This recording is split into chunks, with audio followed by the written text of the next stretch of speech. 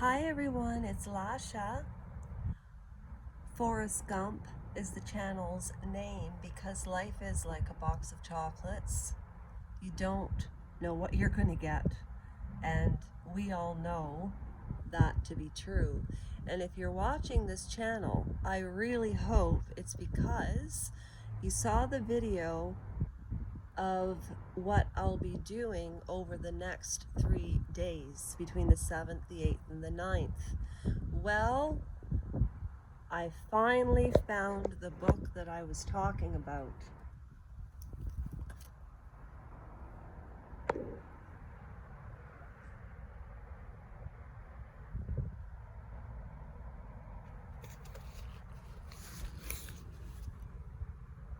The Exorcism of Anneliese Michael. I really thought when I start to read this book, after I show you the trailer of the movie in which this book is based on, I thought we should do it in the light. If you are a horror film lover or a movie lover, such as myself, I always said to my mother, and I'm 52, I'm in my 53rd year, and still haven't figured out what I want to do when I grow up. This subject has always fascinated me because I'm empathic, but I know I was an only child. I'm a little bit of a ham. I love to sing, I love dance, I love drama, but I'll tell you, I'm really super sensitive. And when people tell you who they are, believe them. And why am I telling you this? Because I used to ask my husband, brother, why am I so interested in such morose subjects, such as exorcisms? I just was so fascinated with it, but it became so dark, I had to stop. And I really do believe there is good and evil. This movie will leave you, and it's with Laura Linney and Jennifer Carpenter. And if I forget this man's name, I'm going to be so embarrassed. He is an Oscar winner. He was in Michael Clayton, Cassandra's Dream. His name is Tom. He's an English actor. Oh, he was in this movie, he played the priest. Watch this movie, The Exorcism of Emily Rose. By now, you must be able to watch it for $1.99. It was made in the early 2000s. Back in those days, you could actually buy something called a CD. I really wish I knew how to splice and slice. And I've attempted it. I tried to attempt it during a Russell Brand, but I just couldn't. And if it wasn't for a certain somebody, I wouldn't even have this computer to start doing what I love. And I'm going to start reading this book. I'm going to show you the trailer. I highly suggest to watch this movie. Now, I would tape it down and upload it, but if I do that, they'll take down this channel. And yes, please watch The Exorcism of Emily Rose if this is of interest to you. And I lost track. The reason that people who are empathic are so interested in morose situations and can look at the panoramic view of multi-dimensional situations is because we don't judge. At least I don't judge. But this left me with more questions than any answers about good, evil, God, the devil. And I'm really interested in reading the Bible for the first time and equating it with today's life. And that's what I loved about our Baba's memorial, is the gentleman that did the memorial of her life, Anna. It was just such a beautiful service. And even in different cultures, they do, not an exorcism, but they have a gold, it's like a scented thing, and it waves back and forth, and you pray over the body. and forgive the person for their sins. And I know a lot of cultures do this, but at any rate, here's the clip. And I thought this should be done in the light because it is a dark subject. I don't care about my reputation. What I care about is telling Emily Rose's story.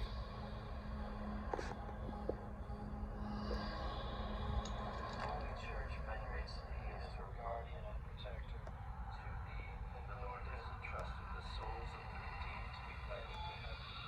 May it therefore the God of peace to crush Satan beneath our feet, and give you all who attend man's family.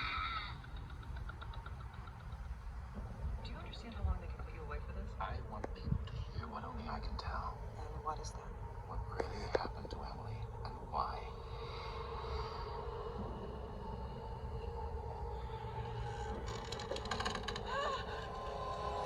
So she believed that her actual possession began that night at the hospital? I think she did. Emily had epilepsy. Father Moore's beliefs are based on superstition. Did Father Moore ask you to give her any medical help? I couldn't help her. Why couldn't you help her? There are no injections against the devil. Emily? Hey, can you hear me?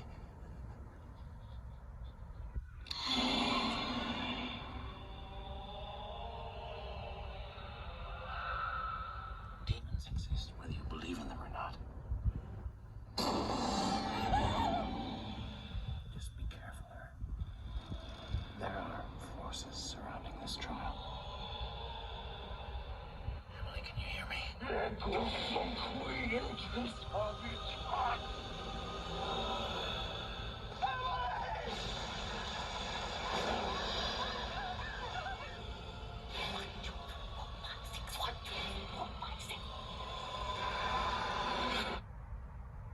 Just begun.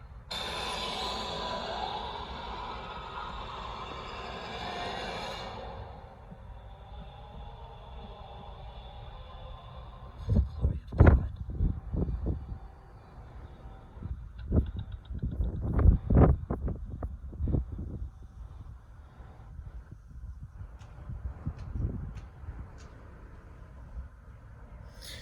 Okay. Wow. All right, folks. So here we go. I am going to start. Oh, sorry. It was this way the whole time. So this is the Exorcism of Anneliese Michael, in which that movie is based on. It was translated into English. I've had this book for years.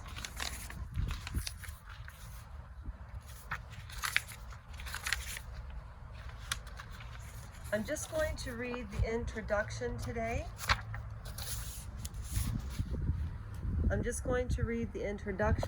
But I want to give you something to look at. First of all, before we take a deep dive into Anneliese's life, which I believe should be remembered. Look at those kids playing. Okay, you know what?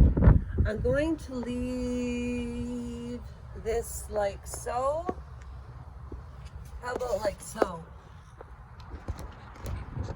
There, you can see a bit of the lake there, can't you? Okay. I'm reading the introduction. In rural community in Bavaria called Klingenberg, in a modern two-storied house on Milterd Weg, a young student by the name of Anneliese Michael died in the summer of 1976 of what appeared to be severe battery and starvation. She had contusions on her face, hands, arms, and legs, and was frightfully emaciated. The physician whom her father asked for a death certificate refused to issue it because he could not be sure that she had died of natural causes.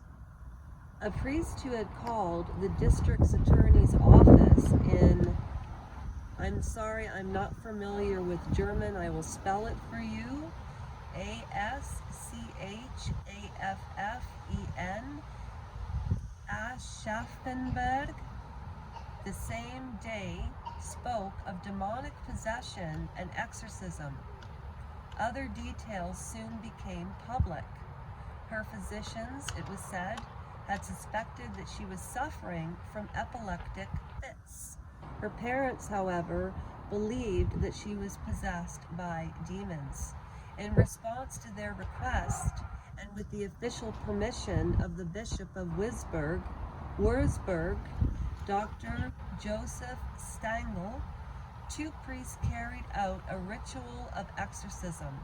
It was done in total secrecy and lasted for months, up to the time of Anneliese's death.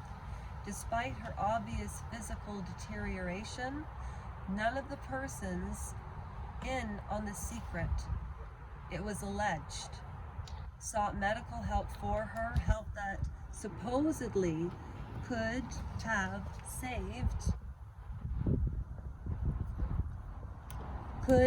saved her life.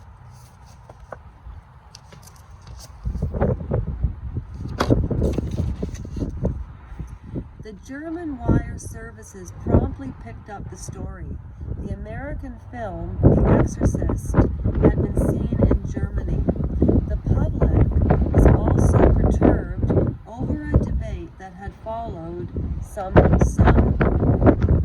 thesis published by a well-known, Tübingen theology professor, Herbert Hag. Was the devil only a symbolic representation of the concept of evil, or did demonic forces have an objective existence? There had been strident comments, much publicized on both sides.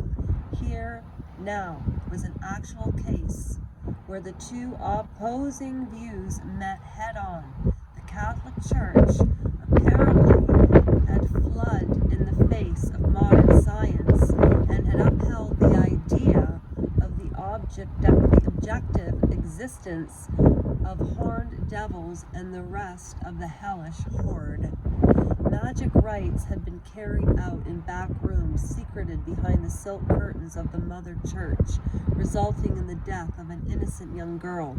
There was no need to end the sensationalism, nor did public interest wane. With the passage of time, it did not wane. In August, nearly 2 months after Anneliese's death, the Bavarian radio service reported that the case continued to fire the public imagination. Not many people knew what exorcism was, the commenter said, since permission for it had been granted only rarely in the 20th century. Not many, that is, until the Anneliese Michael came along. At her bedside, it seems, there were not only kind prayers against evil, where the priest attempted was rather a kind of magical expulsion of demons in the style of religious fanatics of the early Middle Ages. The speaker opined. Priests, however, were not magicians. The German Catholic Church would not do well to follow the lead of the Bishop of Essen and make a clear distinction between magic and religion. When asked about exorcism, the bishop has stated he had never granted any permission for exorcism and would not do so in the future.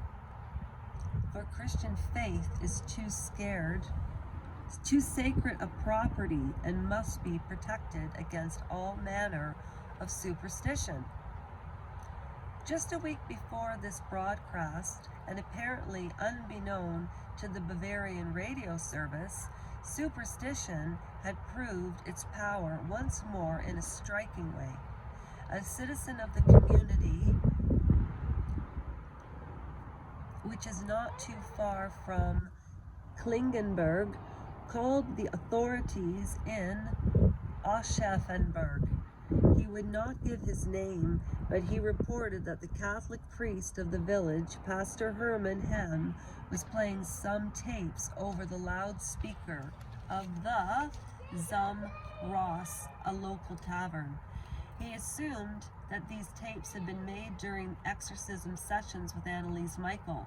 The screams and throaty obscenities of the demons were causing a near panic, he said. The district attorney ordered them confiscated as probable material evidence in the Anneliese Michael case. He also ordered the priest frisked, an unheard of action against a man of cloth, and his living quarters and belongings searched. Stunned by the vindictive reaction of the legal authorities and the witch hunt mood of the public, the Bishop of Winsburg now denied any support to what the radio commentator had called elements of primitive culture. But it was too late. Laymen from around the country filed suit against him from Munich, New Meersburg,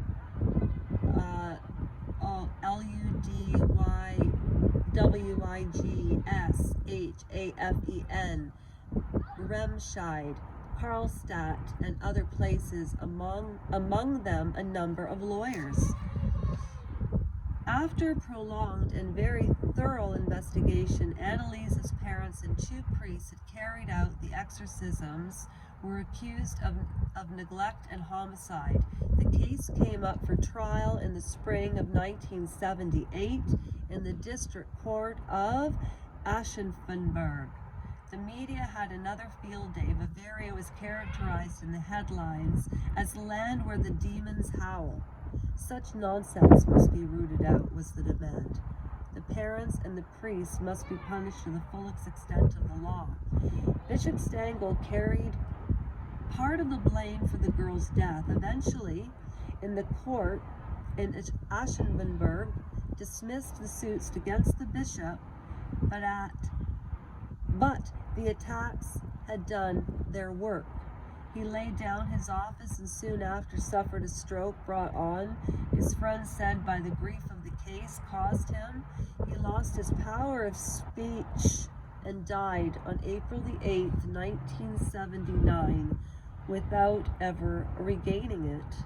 The severity of the sentences meted out to the four accused, going well beyond what the prosecution had asked for, surprised even the most vocal exponents of public outrage against backcountry demon frenzy. Partly for this reason, and partly because some of the fundamental religious issues were at stake. The debate about the case was not subsided to this day.